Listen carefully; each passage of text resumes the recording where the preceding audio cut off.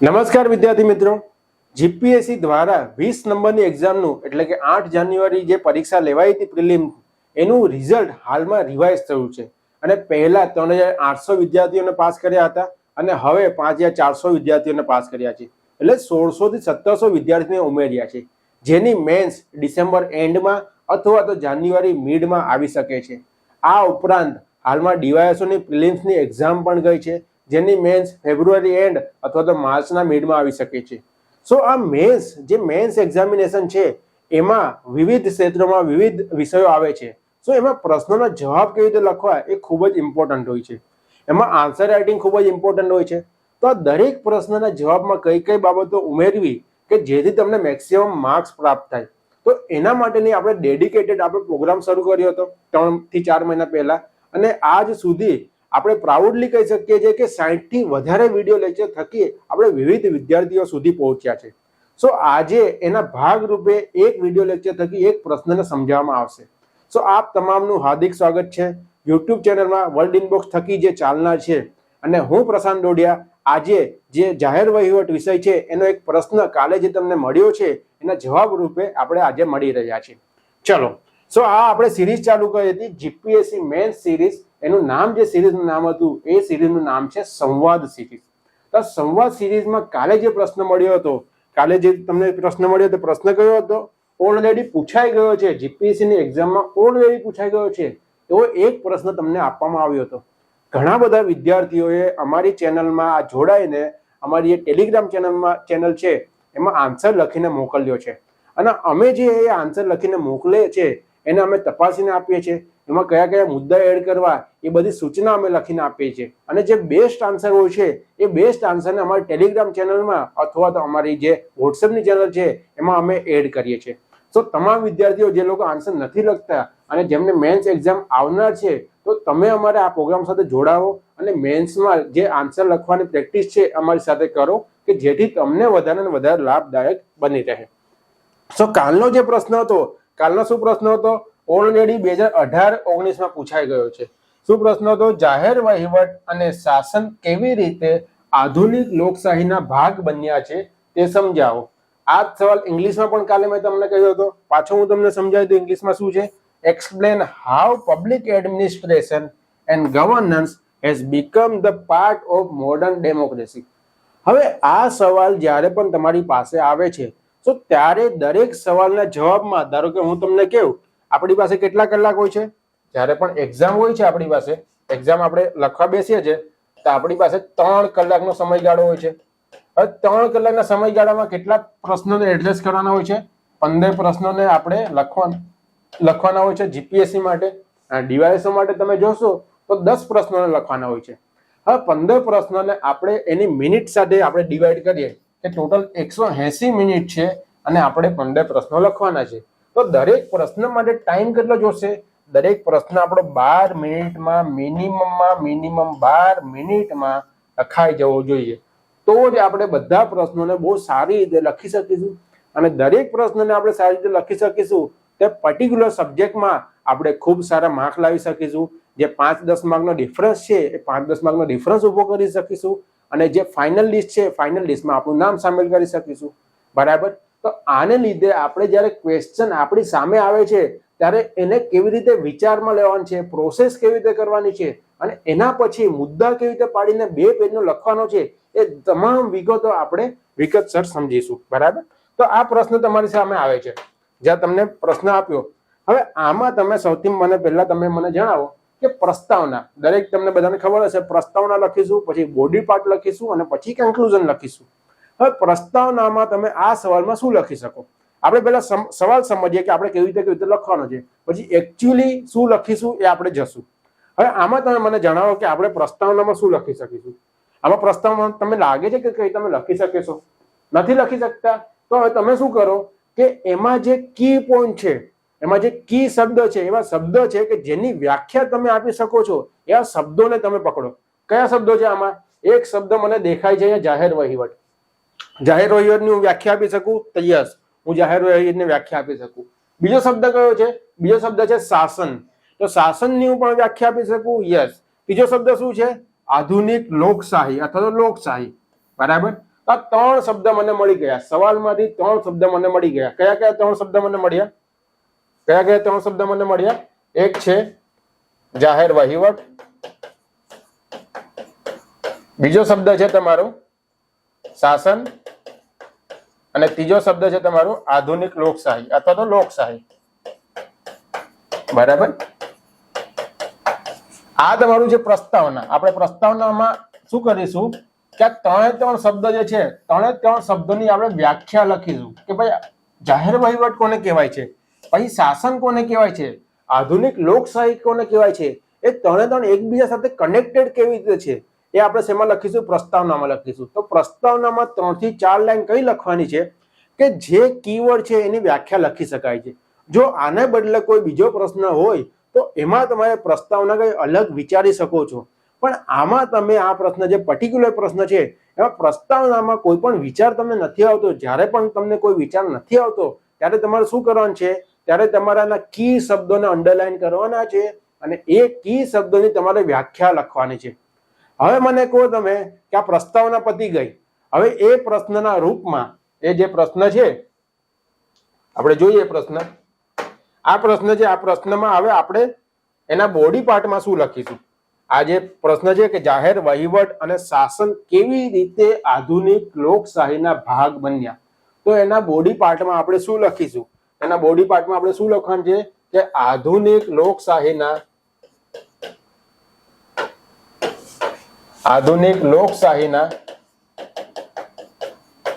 ભાગરૂપે જાહેર વહીવટ અને શાસન. બરાબર. આ ટાઇટલ મારીને આપણે સ્ટાર્ટ કરીશું. હવે વિચારવાનું ખાલી સ્ટાર્ટ કરો કે લોકશાહી છે, લોકશાહી ક્યારે વ્યવહારિક રીતે સ્થાપિત થઈ? લોકશાહી એટલે શું? લોકોનું, લોકો દ્વારા, લોકો માટે ચાલતું શાસન. બધાને ખબર છે, અબ્રાહમ લિંકન દ્વારા વ્યાખ્યા આપવામાં આવી છે.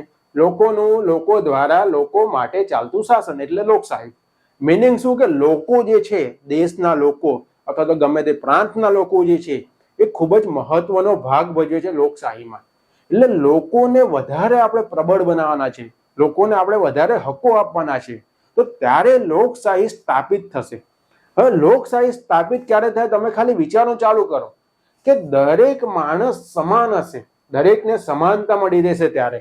તો એક આપણે ઉમેરીશું એમાં કે દરેકને સમાનતા મળી રહેશે તો આપણે લોકશાહી મળશે. બરાબર. કારણ કે જો એક વ્યક્તિ ઉપર હશે અને એક વ્યક્તિ નીચે હશે, ગમે રીતે તે તમારે પૈસાની બાબતે હોય કે સામાજિક બાબતે હોય, આર્થિક બાબતે અથવા તો તમારા પોલિટિકલ એટલે કે તમારા પોલિટિકલ, આર્થિક કે ભાઈ સામાજિક કોઈ પણ બાબતે હોય, ઉપર નીચે હશે, સમાનતા નહીં હશે તો એકચ્યુઅલીમાં લોકશાહી સ્થાપિત થશે નહીં. તો સમાનતા એક વસ્તુ જોશે. બીજી વસ્તુ શું જોશે? તમે વિચારો. બરાબર. બીજી વસ્તુ શું જોશે કે દરેકને ન્યાય મળવો જોઈએ. કોઈને અન્યાય થતો હશે તો એની પાસે જે હકો રહેલા છે એ હકોને સરખી રીતે યુઝ કરી નહીં શકે. અને જ્યારે લોકશાહીનો પાયો સાધવાનો હશે ત્યારે પોતાના જે પાવર રહેલા છે એ પોતાના પાવર સરખી રીતે યુઝ નહીં કરી શકે, કે જેને કારણે લોકશાહી સ્થાપવામાં ખૂબ જ બાધારૂપ બની શકે છે. તો બીજી વસ્તુ જોશે ન્યાય. ત્રીજી વસ્તુ શું જોશે? લોક કલ્યાણ. લોક કલ્યાણ કે જે લોકોની પરિસ્થિતિ નબળી છે એ લોકોની પરિસ્થિતિને આપણે સબળી બનાવવાની છે. આપણે એ લોકોને જીવન જરૂરિયાતની વસ્તુઓ પ્રોવાઈડ કરવાની છે કે જેથી એ એક હાસ્ય જે એક લાઈનમાં આવી જાય, લોકોથી કંધેથી કંધો મિલાવી શકે અને ત્યારબાદ આ જે પણ વોટિંગ પાવર છે અથવા તો અન્ય પાવર છે એને સારી રીતે યુઝ કરી શકે. તો લોક કલ્યાણ પણ આધુનિક લોકશાહીને સ્થાપવા માટેનો એક મૂળભૂત પરિબળ છે. ચોથી વસ્તુ શું છે કે જ્યારે પણ ચૂંટણી થાય છે તો ચૂંટણી બહુ સરખી રીતે થવી જોઈએ, પક્ષપાત ન થવો જોઈએ. પક્ષપાત ચૂંટણીમાં ના થવો જોઈએ એ પણ ધ્યાન રાખવાનું છે. તો ચૂંટણી થશે ત્યારે પક્ષપાત ના થાય કે જેને કારણે આધુનિક લોકશાહી સ્થાપી શકાશે. ચોથી વસ્તુ શું? પાંચમી વસ્તુ શું કે ભાઈ જે લોકો છે, લોકોનો અવાજ સરકાર સુધી પહોંચવો જોઈએ. જો લોકોનો અવાજ સરકાર સુધી પહોંચશે તો લોકશાહીની સ્થાપના થશે. બાકી ચૂંટણી તો 5 વર્ષે એક જ વખત આવે છે. 5 વર્ષે એક જ ચૂંટણી આવશે ને પછી નેતા એ લોકોનો અવાજ નહીં સાંભળે તો ચાલશે નહીં.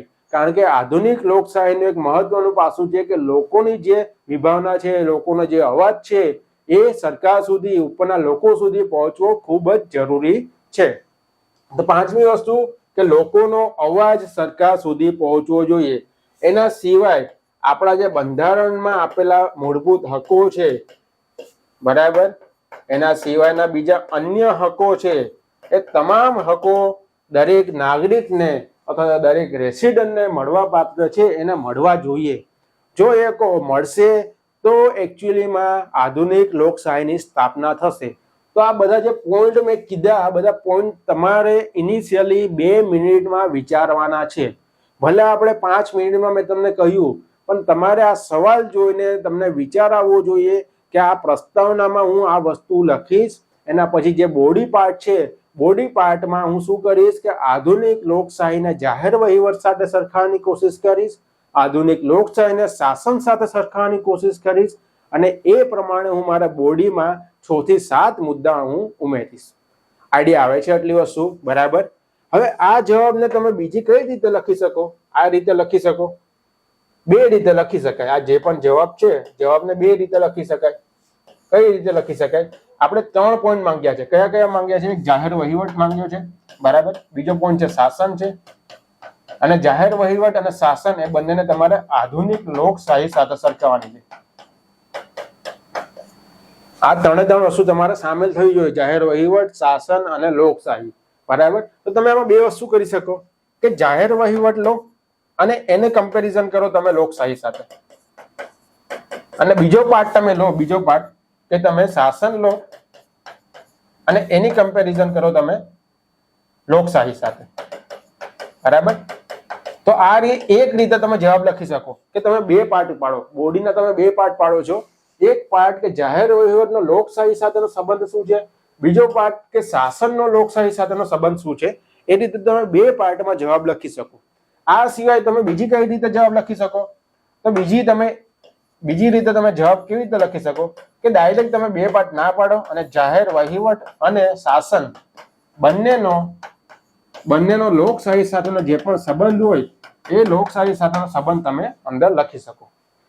હવે દરેક પ્રશ્નમાં, જ્યારે પણ પ્રશ્ન પૂછાય છે ત્યારે દરેક પ્રશ્નમાં તમને જે માંગ્યું હશે એ તો લખવાનું જ છે, પણ ઘણા પ્રશ્નોમાં ઘણી છુપાયેલી બાબતો છે, એ છુપાયેલી બાબતો પણ તમારે એડ કરવાની છે.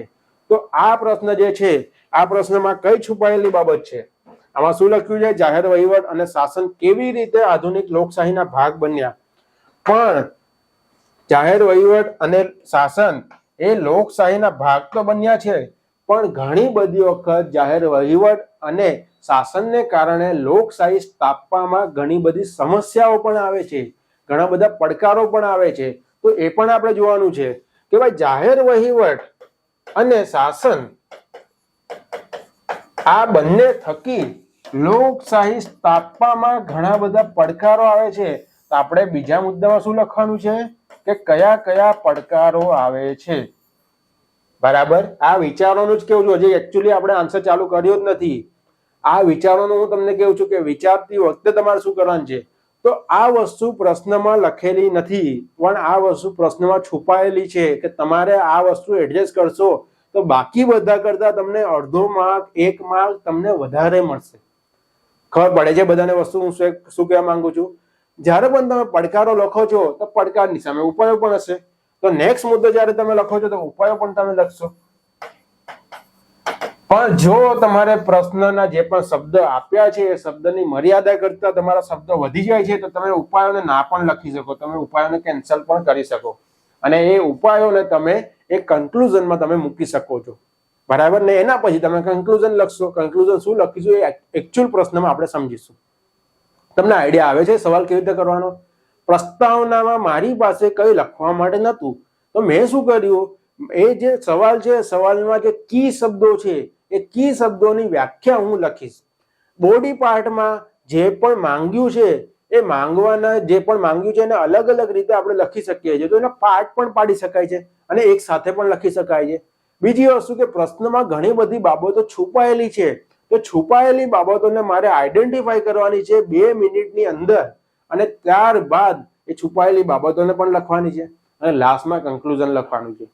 સો આઈડિયલી શું કરવું જોઈએ આપણે કે 2 અને 3 મિનિટની વચ્ચે આપણે આખા પ્રશ્નની ફ્રેમ બનાવવી જોઈએ કે અચ્છા આ પ્રસ્તાવનામાં હું આ લખીશ, એના પછી બોડીમાં હું આટલા પાર્ટ પાડીશ, એ પર્ટિક્યુલર પાર્ટમાં હું આટલા મુદ્દા લખીશ અને આ મુદ્દામાં હું આ વસ્તુ લખીશ.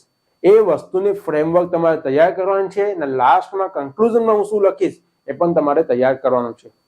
2 પેજ તમને આપ્યો હોય છે તો 2 પેજમાં તમારે સ્પેસ કેવી રીતે મેન્ટેન કરવી, જે પણ 200 શબ્દ તમને કીધા છે તો 200 શબ્દમાં તમારે આન્સર કેવી રીતે લખવો કે જેથી ડાયમેન્શન જે એના આયામો છે એ ઘણા બધા આયામો એમાં ઇન્ક્લુડ થઈ જાય. કોઈ એક આયામને 4 કે 5 લીટીમાં લખવાથી તમને માર્ક્સ વધારે નહીં મળે, પણ એના બદલે તમે 4-5 આયામો ખાલી એક લીટીમાં લખશો તો તમને એમાં માર્ક્સ વધારે મળશે. બરાબર? તો તમારે શું કરવાનું છે, એક આયામને ખૂબ જ નાના એકદમ એક લીટીમાં તમારે સમાવેશ કરવાનો છે કે જેથી તમે વધારે આયામને તમે એડ કરી શકો. આઈડિયા આવે છે બધાને? તો એકચ્યુઅલીમાં શું પ્રશ્ન લખીશું એ હવે આપણે સ્ટાર્ટ કરીએ. બરાબર? આ જે પણ આપણે જોયું આ શું કહે છે, બ્રેન સ્ટોર્મિંગ કહેવાય છે. આને શું કહે, બ્રેન સ્ટોર્મિંગ. કે જ્યારે તમે સ્ટાર્ટિંગમાં પ્રશ્ન જોવો છો તો સ્ટાર્ટિંગમાં પ્રશ્ન જોઈને તમે શું સમજો છો, તમે શું એનાથી વિચારો છો, કેવી રીતે તમે માઇન્ડમાં ફ્રેમ બનાવો છો, એ બધી વસ્તુ કેવી રીતે પ્રોસેસ થાય છે એ બધી વસ્તુ મેં તમને સમજાવી. હવે આ પ્રશ્નના જવાબમાં આપણે કઈ રીતે લખીશું એ આપણે જોશું. ચલો તો સ્ટાર્ટિંગમાં મેં તમને જેમ કીધું શરૂઆતમાં આપણે શું કરવાનું છે, પ્રસ્તાવના લખવાની છે. પ્રસ્તાવનામાં મેં તમને શું કીધું હતું, આપણે વ્યાખ્યા લખીશું. શેની વ્યાખ્યા લખીશું? શાસનની, જાહેર વહીવટની અને લોકશાહીની. બરાબર? આ રીતે આપણે વ્યાખ્યા લખીશું. આપણે અહીંયા નવા પેજમાં આપણે સ્ટાર્ટ કરીએ. પ્રસ્તાવનામાં આપણે શું લખીશું? પ્રસ્તાવના સૌથી પહેલા તો શાસન શું છે, સૌથી પહેલી વસ્તુ શાસન શું છે. તો શાસન શું છે? શાસન એ સમાજના વિવિધ પાયાનો આધાર છે. હું તમને સમજાવું છું, પહેલા વ્યાખ્યા લખી લઉં છું, પછી તમને સમજાવું છું કે એકચ્યુઅલી શાસન શું છે. શાસન એ સમાજના વિવિધ પાયાનો આધાર છે. અને શાસન શું છે? શાસન એ યોજના, નીતિ, કાયદાઓ વગેરે ઘડીને જે તે દેશ અથવા પ્રાંતને આકાર આપે છે. શું કહેવા માંગે છે આ? શાસન એટલે શું? શાસન એટલે જે સરકાર દ્વારા તો અથવા તો આપણે કહી શકીએ કે લોકસભા દ્વારા, રાજ્યસભા દ્વારા, વિધાનસભા દ્વારા જે નિયમો બનાવવામાં આવે છે, અધિનિયમો બનાવવામાં આવે છે, જે નીતિ બનાવવામાં આવે છે, પોલિસી બનાવવામાં આવે છે. બરાબર? જે કાયદાઓ બનાવવામાં આવે છે, યોજનાઓ બનાવવામાં આવે છે અને એના દ્વારા આખા દેશને આકાર આપવામાં આવે છે, એને શાસન કહેવાય. હવે સમાજનો એ મુખ્ય પાસું કેમ છે, એ સમાજના વિવિધ પાસાનો આધાર કેમ છે? કારણ કે જે રીતે યોજના બનશે, જે રીતે નીતિ બનશે, જે રીતે તમારા અધિનિયમો બનશે, એ રીતે સમાજ ધીમે ધીમે ચેન્જ થતો જશે. જેમ કે ટ્રિપલ તલાક હતા, ટ્રિપલ તલાકને કેન્સલ કર્યો છે તો સમાજમાં એ રીતે બદલાવ આવશે. હાલમાં વુમન રિઝર્વેશન, મહિલા આરક્ષણ આપવામાં આવ્યું છે તો સમાજમાં એ રીતે ચેન્જ આવશે. તો મહિલા આરક્ષણ કોના થકી અપાયું છે? શાસન થકી અપાયું છે. જેને કારણે સમાજમાં એવા બદલાવો આવશે, જેને કારણે આપણે કહી શકીએ કે શાસન એ સમાજના વિવિધ પાસાઓનો આધાર છે. જે રીતે શાસન બદલાશે, જે રીતે શાસન દેશને આકાર આપશે, એ રીતે સમાજના વિવિધ પાસાઓ પણ બદલાશે. જેને કારણે શાસન એ સમાજના વિવિધ પાસાઓનો આધાર છે. આ પ્રથમ વાક્ય તમને સમજ પડી? બરાબર? બીજી વસ્તુ શું કહેવા માંગે છે કે શાસનમાં શેનો સમાવેશ થાય છે? નીતિઓ ઘડે એનો સમાવેશ થાય છે, પોલિસી બનાવે એનો સમાવેશ થાય છે, કાયદાઓ બનાવે એનો સમાવેશ થાય છે. આ ઉપરાંત જે યોજનાઓ બનાવે છે એનો સમાવેશ થાય છે. બરાબર? તો આને શું કહેવાય છે? શાસન કહેવાય છે. પણ જ્યારે શાસન બને છે તો શાસન કેવી રીતે બને છે, કેવી રીતે યોજનાઓ નીતિઓ બને છે? એ કાગળ ઉપર બધી યોજનાઓ લખી દે છે, એ કાગળ ઉપર બધી નીતિઓ લખી દે છે કે આપણે આ રીતે કરી શકીએ, પણ એકચ્યુઅલી જમીન લેવલે જ્યારે ઇમ્પ્લિમેન્ટ કરવાનું હશે ત્યારે કોણ સીનમાં આવશે? ત્યારે જાહેર વહીવટ સીનમાં આવશે. તો જાહેર વહીવટ શું કરે છે? તો જાહેર વહીવટ શાસન દ્વારા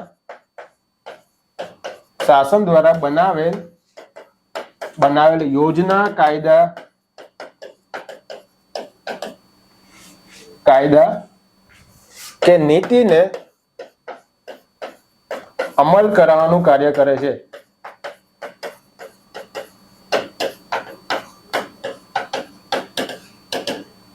આઈડિયા આવે છે બધાને શું કહેવા માંગુ છું?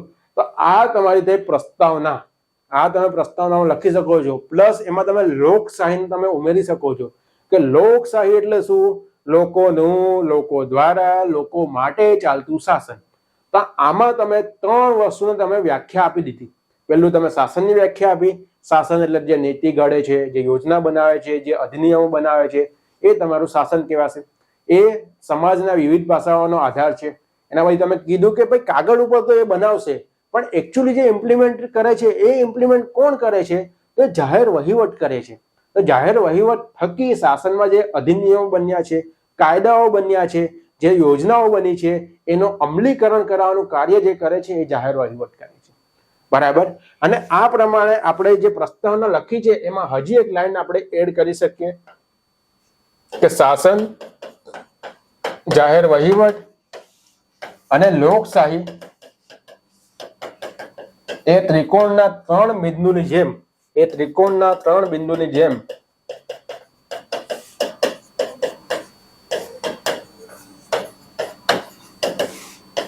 પરસ્પર સંબંધિત છે.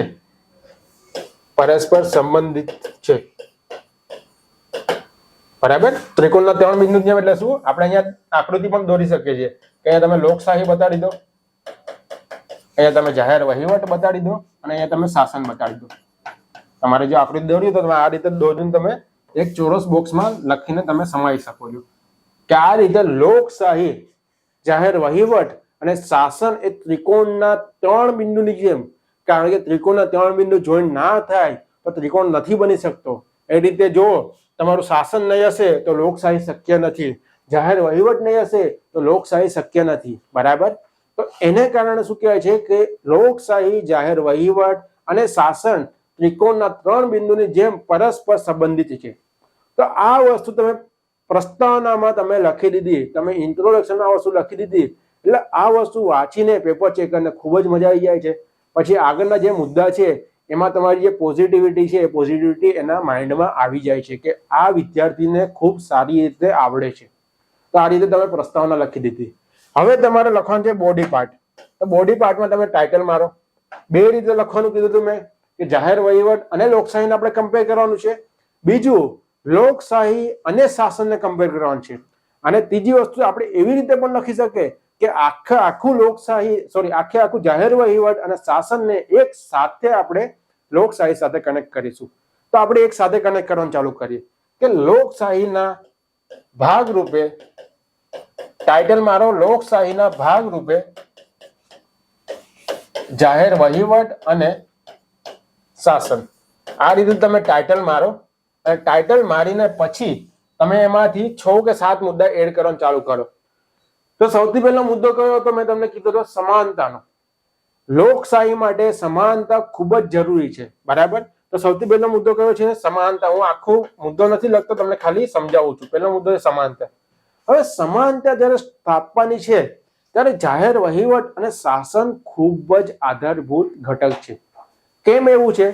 કારણ કે જો શાસન જે છે એ એવી નીતિઓ કે યોજનાઓ નહીં બનાવે કે જેથી ગરીબનું કલ્યાણ થશે તો એ અમીરના હરોળમાં આવી નહીં શકે. એ સામાજિક રીતે, આર્થિક રીતે અથવા તો પોલિટિકલ રીતે એમનું જે સ્થાન છે ઉપર લાવી નહીં શકે. અને જો સમાનતા નહીં હશે તો પોતાને જે અલગ અલગ હકો મળેલા છે એ હકોને ખૂબ જ સારી રીતે યુઝ કરી શકશે નહીં. તો સમાનતા જરૂરી છે. અને સમાનતા કોના થકી આપવામાં આવે છે? સમાનતા જાહેર વહીવટ અને શાસન થકી આપવામાં આવે છે. જેને કારણે સમાનતા કોને કારણે મળે છે? જાહેર વહીવટ અને શાસનને કારણે, જેને કારણે લોકશાહી સ્થપાય છે.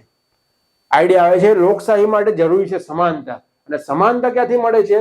તમારે જાહેર વહીવટ અને શાસન થકી. બીજી વસ્તુ શું છે? લોક કલ્યાણ. લોક કલ્યાણ બીજી વસ્તુ છે. તો લોક કલ્યાણમાં આપણે શું લખીશું કે જ્યારે લોકશાહીની સ્થાપના છે તેમાં લોકો મધ્યબિંદુ છે, તો લોકો મધ્યબિંદુ છે તો લોકોનું કલ્યાણ તો થવું જ જોઈએ, અને લોકોનું કલ્યાણ કોના થકી જાય છે? જાહેર વહીવટ અને શાસન દ્વારા. ધારો કે પીએમ કિસાન સ્કીમ છે, તો પીએમ કિસાન સ્કીમ એ લોક કલ્યાણની એક યોજના છે. તો એ ઘણી બધી યોજના બનાવવામાં આવે છે, જાહેર વહીવટ દ્વારા એને ઇમ્પ્લિમેન્ટ કરવામાં આવે છે કે જેને કારણે એકચ્યુઅલીમાં લોકશાહી સ્થપાય છે. તો આ બીજો મુદ્દો થયો. ત્રીજો મુદ્દો છે તમારો ન્યાય અને સ્વતંત્રતા. ન્યાય અને સ્વતંત્રતા. તો ન્યાય અને સ્વતંત્રતા શું કહેવા માંગે છે કે કોઈ તમારે નાગરિક છે એને અન્યાય થાય છે તો પોતા પાસે રહેલા હકો એ સરખી રીતે યુઝ નથી કરી શકતા, કે જેને કારણે લોકશાહી એકચ્યુઅલીમાં જમીન લેવલે સ્થાપિત થતી નથી. એટલે સૌથી પહેલું મુખ્ય ઘટક છે કે દરેકને ન્યાય મળી રહે, દરેકને સ્વતંત્રતા મળી રહે. કાં તો પછી ચાબુકના બાને કહી શકે કે તમારે આને જ મત આપવાનો છે, તમારે હેરાન કરીને કહી શકે કે તમારે આને જ મત આપવાનો છે, તો લોકશાહીની સ્થાપના થશે નહીં થશે. એટલે કારણે સ્વતંત્રતા તમામને મળી રહેવી જોઈએ, ન્યાય તમામને મળી રહેવો જોઈએ. હવે ન્યાય કોણ કોણ આપે છે? ન્યાય આપવામાં પોલીસ ખૂબ ભાગ ભજવે છે, ખૂબ મોટો ભાગ ભજવે છે. જે જ્યુડિશરી છે, જ્યુડિશરી ખૂબ મોટો ભાગ ભજવે છે. તો જ્યુડિશરી, પોલીસ એ કોના ભાગ છે? એ જાહેર વહીવટના ભાગ છે. તો જાહેર વહીવટ લોકશાહી સ્થાપવામાં આ રીતે મદદરૂપ થાય છે. તો આ રીતે સ્વતંત્રતા અને ન્યાયનો મુદ્દો જે છે એ પણ પૂરો થઈ ગયો. ચોથી વસ્તુ છે ચૂંટણી. લોકશાહી સ્થાપવા માટે સૌથી મહત્વનું અગત્યનું ઘટક જે હોય એ છે ચૂંટણી. હવે જે ઇલેક્શન હોય છે, ઇલેક્શનમાં જો પક્ષપાત થાય છે તો પછી તો લોકશાહીનું કારણ જ નથી બનતું, કારણ કે પક્ષપાત થાય છે તો એક પક્ષ જીતી જાય છે, બીજા પક્ષ સાથે અન્યાય થાય છે. તો એને કારણે ચૂંટણી જે છે એમાં પક્ષપાત ન થવો જોઈએ. તો ન થવો જોઈએ તો એનું ધ્યાન કોણ રાખે છે? ચૂંટણી આયોગ દ્વારા એનું ધ્યાન રાખવામાં આવે છે. ચૂંટણી આયોગ શેમાં સમાવેશ થાય છે? એ જાહેર વહીવટનો એક ભાગ છે. તો એને કારણે જે ચૂંટણીનું પક્ષપાત વિહીન જે કાર્ય થાય છે એ આખી વસ્તુમાં લોકશાહીની સ્થાપના થાય છે. બરાબર? ચલો, તો આ ચોથી વસ્તુ છે. પાંચમી વસ્તુમાં આપણે શું લખીશું કે લોકોના જે પ્રશ્ન છે, મેં તમને કીધું હતું લોકોના પ્રશ્નો સરકાર સુધી પહોંચાડવા. સરકાર સુધી પહોંચાડવા એટલે શું કહેવા માંગે છે કે આ જે ચૂંટણી થઈ ગઈ પછી તો 5 વર્ષ સુધી ચૂંટણી નથી થવાની, પણ ચૂંટણી થયા બાદ કોઈ સમસ્યા આવે છે, કોઈ પ્રોબ્લેમ આવે છે તો એ વસ્તુ કોને કહે છે? તો એ વસ્તુ કોને છે કે જે અધિકારી છે, આજુબાજુના જે અધિકારી છે, આપણને કોઈ સમસ્યા આવે તો આપણે શું કરીએ કે આપણા એમએલએ હોય એને પહોંચી જઈએ. જો એમએલએ સુધી ના પહોંચીએ તો આપણા જે વોર્ડના મેમ્બર હશે, વોર્ડના મેમ્બર સુધી આપણે પહોંચી શકીએ છીએ. એના સુધી ના પહોંચીએ તો આપણી આસપાસ રહેલા જે અધિકારીઓ છે એ અધિકારીઓ સુધી આપણે પહોંચી શકીએ છીએ. તો અધિકારીઓ, એમએલએ, બોર્ડના મેમ્બર એ બધા શું છે તમારા? એ બધા તમારા જાહેર વહીવટ અને શાસનનો એક ભાગ છે. તો એના થકી આપણે સરકાર સુધી આપણા પ્રશ્નો પહોંચાડી શકીએ છીએ. કોઈ પર્ટિક્યુલર ભાગમાં કોઈ હિંસા થતી હોય, કોઈ કોમી લખમાણો થતા હોય તો એ વસ્તુ આખા દેશને અથવા તો સરકાર સુધી કેવી રીતે પહોંચે છે? તો એ શાસન અને જાહેર વહીવટ થકી પહોંચે છે, અને એના થકી એ પ્રોબ્લેમનું સોલ્યુશન થશે તો એકચ્યુઅલીમાં લોકશાહીની સ્થાપના થઈ ગણાશે. તો એને કારણે પાંચમો મુદ્દો શું છે કે લોકોના પ્રશ્નો સરકાર સુધી પહોંચવાના. બરાબર? નેક્સ્ટ મુદ્દો છે, લાસ્ટ મુદ્દો, કે આપણને જે બંધારણમાં મૂળભૂત હકો મળેલા છે, બંધારણમાં મૂળભૂત હકો જે મળ્યા છે એ હકો આપે કોણ છે?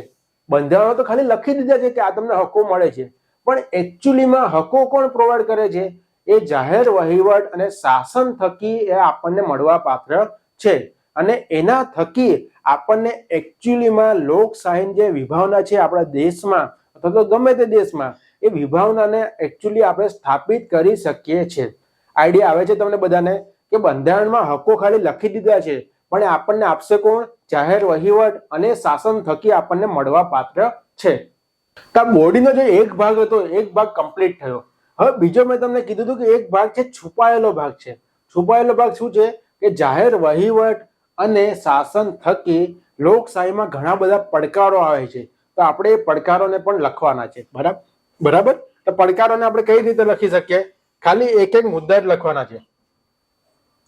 પડકારો એવું તો લખી શકીએ તમે, અને આમ કરીને તમે એક માઇન્ડ મેપ જેવી રીતે તમે બનાવી શકો. બરાબર. પડકારો તમે લખી શકો છો. આપણે 4-5 પડકારો લખીશું. તો સૌથી પહેલો જાહેર વહીવટ અને શાસનમાં કયા પડકારો છે? તો સૌથી મોટો પડકાર છે ભ્રષ્ટાચારનો પડકાર.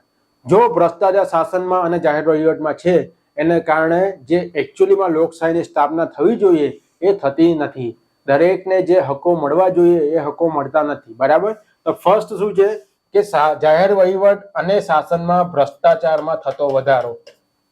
બરાબર. તો ભ્રષ્ટાચાર પહેલી વસ્તુ છે. આમાં તમે વાક્ય લખી શકો, હું ખાલી એક શબ્દ જ લખું છું. બીજી વસ્તુ શું કે જાહેર વહીવટ અને શાસનમાં ઘણી બધી પક્ષપાત થાય છે, ઘણી બધી ભાઈ ભતીજાવાદ થાય છે, કે પોતાના સગાવાલા હોય છે એમને એડ કરવામાં આવે છે, એમને લેવામાં આવે છે, પણ જે એકચ્યુઅલી જે તેમની પાસે ટેલેન્ટ છે એમને લેવામાં નથી આવતા. તો આ પણ ખૂબ મોટો પડકાર છે, પક્ષપાત અને ભાઈ ભતીજાવાદ. આ એક પડકાર છે કે જેને કારણે લોકશાહીની સ્થાપના થવી જોઈએ એ લોકશાહીની સ્થાપના થતી નથી. તો પક્ષપાત અને ભાઈ ભતીજાવાદ. બરાબર. ત્રીજી વસ્તુ શું છે કે જાહેર વહીવટમાં રહેલા અધિકારીઓ અને એમાં રહેલા નેતાઓ પરસ્પર રીતે અલગ અલગ રીતે કામ કરતા હોવો જોઈએ, અને એકબીજાની સાંઠગાંઠ એ રીતે ન હોવી જોઈએ કે દરેકને ફાયદો થઈ શકે, એકબીજાને પર્સનલ ફાયદો થઈ શકે એ રીતેની સાંઠગાંઠ ન હોવી જોઈએ.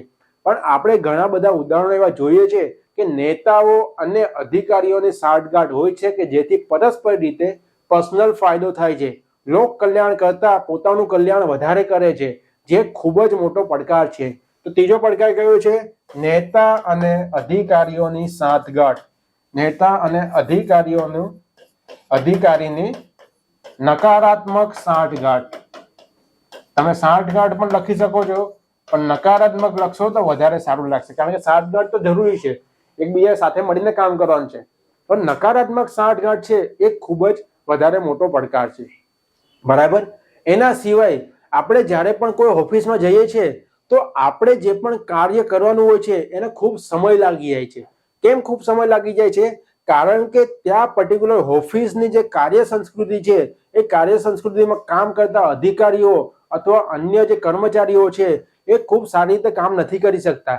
એકબીજા ઉપર દોષ નાખે છે કે આમણે ના કર્યું, આમણે ના કર્યું કે આમણે ના કર્યું. એ જેને લીધે કાર્ય સંસ્કૃતિમાં તણાવ છે. એ તણાવને લીધે આપણને જે ટાઈમ ટુ ટાઈમ ડિલિવરી મળવી જોઈએ સર્વિસની, એ ટાઈમ ટુ ટાઈમ ડિલિવરી નથી મળતી, કે જેને કારણે લોકશાહી સ્થાપવામાં મોટો પડકાર આવે છે. તો ચોથું પડકાર કયો છે? કાર્ય સંસ્કૃતિમાં રહેલા તણાવો. કાર્ય સંસ્કૃતિમાં રહેલા તણાવો. બરાબર. અને પાંચમી વસ્તુ કે જે બેઝિક જે ઇન્ફ્રાસ્ટ્રક્ચર જોઈએ છે, મૂળભૂત માળખું જોઈએ છે, જે આધુનિક ટેકનોલોજી જોઈએ છે, એ હજી જાહેર વહીવટ અને શાસનમાં આવી નથી. ઘણી બધી જગ્યાએ બેઝિક કમ્પ્યુટર પણ અવેલેબલ નથી, ઘણી બધી જગ્યાએ જે ટોયલેટ વોશરૂમ કહેવાય છે એ પણ અવેલેબલ નથી, કે જેને કારણે લોકશાહીમાં મોટો પડકાર આવે છે. સો આધુનિક ટેકનોલોજી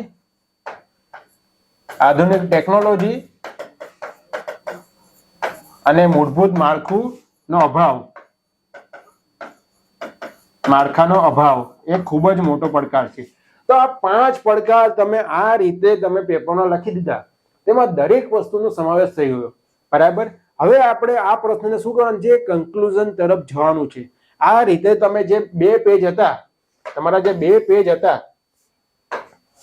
આ રીતના તમારા 2 પેજ છે તમારી પાસે. આ 2 પેજમાં તમે અહીંયા સુધીનો સવાલ છે, અહીંયા સુધી તમે શું લખી? પ્રસ્તાવના લખી, અને અહીંયાથી તમે ચાલુ કર્યું ભાગ પાડીને. આપણે જે કીધું એમ તમે મુદ્દા લખ્યા, 3-4 મુદ્દા અહીંયા લખ્યા, 1-2 મુદ્દા અહીંયા લખ્યા, પછી અહીંયા તમે પડકારો લખ્યા, અને પડકારો પછી તમે શું કર્યું? 4-5 પડકારો અહીંયા લખ્યા. બરાબર. હવે આટલો જે ભાગ પડે છે એમાં શું તમારે લખવાનું છે? કન્ક્લુઝન લખવાનું છે. આ રીતે તમારા 2 પેજ તમારા ખતમ થશે. આઈડિયા આવે છે હું તમને શું કહેવા માંગુ છું? તો કન્ક્લુઝનમાં આપણે શું લખવાનું છે? કન્ક્લુઝનમાં લખવાનું છે કે જે પડકારો છે એને સરકારે ઘણી બધી રીતે એના ઉપાયો લાવવા માટે ઘણી બધી કોશિશો કરી છે અને ભવિષ્યમાં પણ એ કોશિશો કરશે કે જેથી પડકારોને નાથવામાં આપણે સફળ રહીશું અને એના થકી જે વ્યવસ્થિત રીતે આપણે લોકશાહીની સ્થાપના કરી શકીશું. એ આપણે સેવા લખવાનું છે કન્ક્લુઝનમાં. અને એકચ્યુઅલીમાં લોકશાહીની સ્થાપના કરવા માટે જાહેર વહીવટ અને શાસન એટલું જરૂરી નથી, પણ શું જરૂરી છે? સુવ્યવસ્થિત જાહેર વહીવટ. ખાલી જાહેર વહીવટ નહીં, સુવ્યવસ્થિત જાહેર વહીવટની જરૂર છે. અને ખાલી શાસન નહીં, શું જરૂરી છે તમારું? સુશાસન જરૂરી છે. સુશાસન જરૂરી છે કે ખૂબ જ સારું શાસન હોવું જોઈએ, ખાલી શાસન નહીં હોવું જોઈએ. ગુડ ગવર્નન્સ જરૂરી છે, સુશાસન જરૂરી છે અને સુવ્યવસ્થિત જાહેર વહીવટ જરૂરી છે. તો આ રીતે આપણે જે પ્રશ્ન હતો એ પ્રશ્નને આપણે એડ્રેસ કર્યો કે દરેક પ્રશ્ન જ્યારે પૂછાય છે ત્યારે તમારે શું વિચારવાનું છે, એમાં પછી તમારે પ્રસ્તાવના શું લખવાની છે, બોડી પાર્ટમાં તમારે શું લખવાનું છે અને કન્ક્લુઝનમાં શું લખવાનું છે. એ તમામ વિગતો 12 મિનિટમાં આપણે કઈ રીતે એડ્રેસ કરવાની છે અને આ રીતે તમે જવાબ લખશો તો તમને મેક્સિમમમાં મેક્સિમમ માર્ક મળશે. 7 માર્ક 8 માર્ક જેટલા પણ મેક્સિમમ માર્ક હશે એ મેક્સિમમ માર્ક તમને મળવા પાત્ર થશે. તો આ પ્રશ્નમાં તમને બધાને ખૂબ જ સારી રીતે સમજ પડી હશે અને આ પ્રશ્નમાં જો તમે આ રીતે જવાબ લખશો, જો તમે આ રીતે બ્રેનસ્ટોર્મ કરશો તો તમને વધારે માર્ક મળશે. અને આ સવાલ જ નહીં, આગળના જે પણ નવા સવાલ આવે છે એમાં તમે આ રીતે જવાબ લખશો તો તમને મેક્સિમમ માર્ક મળશે. તો સંવાદ સિરીઝમાં જોડાવા બદલ આભાર. તમે જે આ બધા પ્રશ્નો જે છે 60 કરતાં વધારે પ્રશ્નો એને તમે ડેઈલી જોશો તો તમને ખૂબ જ સારી સમજ પડશે અને જે આવનાર તમારી એક્ઝામ છે એમાં તમે ખૂબ જ સારું પરફોર્મન્સ કરી શકશો કે જેથી તમે મેક્સિમમ માર્ક્સ લઈ આવી શકશો અને ડિફરન્સ ઊભો કરીને તમે જે ફાઇનલ લિસ્ટ છે ફાઇનલ લિસ્ટમાં તમારો સમાવેશ થશે. ફરીથી આપણે આવા નવા લેક્ચર સાથે ફરી મળીશું. ત્યાં સુધી જય હિન્દ, જય ભારત.